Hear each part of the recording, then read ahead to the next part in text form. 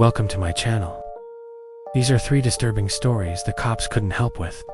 Part 6. For our first story, we have The Stalker by the Old Man. I was 27 years old and living alone for the first time in a small 2-bedroom house. It was the end of summer and I had all the windows open one night while I was watching TV. And I noticed a guy who lived across the street, standing in front of his window, staring at me. I just thought it was weird, but whatever. 2 days later, I was sitting on my couch, and I heard some noise in my backyard, like metal scraping. I checked, and everything was fine. Then I heard footsteps. I was freaked out, so I called the cops. They came and searched, but found nothing. This happened a few more times over the next couple of weeks.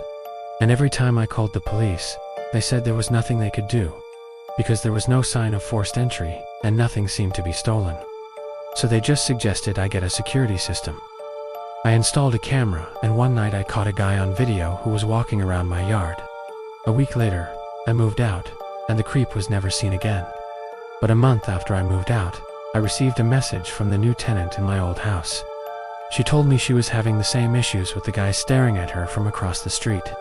She also mentioned the footsteps in the yard, and the police being called multiple times. One day I got a letter in my mailbox, and it simply said, "The cops leave, but I don't." For our next story, we have The Foreclosed House by Ryan.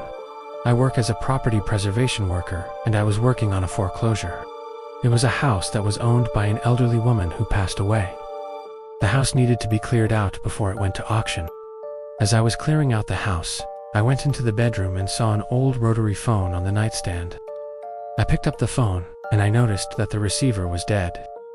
I looked at the phone and the cord, and it looked like it had been ripped out. I figured that the phone was dead because the utilities had been shut off over a year ago. As I was taking the phone out of the house, my work phone started ringing. My work phone had been dead for months, and it had no signal. I looked at the caller ID, and it was an unknown number. I answered the phone, and I heard a soft whisper say, "Don't answer the phone in the bedroom."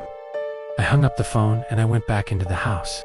I went to the bedroom, and the rotary phone was ringing. It was making the sound it does when you pick up the receiver. I didn't answer it. I stared at it for a few seconds, and then it stopped ringing. For our final story, we have The Basement by Anonymous. I used to be a night shift security guard, and I was living in an old rental house. The house was nice, but the basement was creepy. I remember the first night I was there. I heard knocking coming from behind the basement door. I went down there, and I opened the door. It was just a bunch of boxes. Every night I would hear the knocking, but it always seemed to be coming from behind the door. One night I put my ear against the door, and I could hear what sounded like someone breathing. I never went down there during the day, so I didn't know what was down there. The basement door was old, and it didn't seal all the way. There was always this big gap. One night I woke up, and I heard footsteps coming up the basement stairs. I walked out of my room and I saw the basement door was wide open. I slammed the door shut and locked it. The footsteps stopped. In the morning, I went down there and I put a padlock on the door. That night, I heard footsteps again, and the padlock was busted open. At this point, I was freaked out. So I went down there and removed the doorknob, and I installed a deadbolt. I went to bed, and I started hearing what sounded like a voice. It wasn't a voice I could understand, but it was the rumble of someone's vocal cords. I got up and I packed up all my stuff, and I moved out that same day. I didn't even say anything to my landlord. That was part 6 of 3 disturbing stories the cops couldn't help with. If you want to hear more scary stories, stay tuned.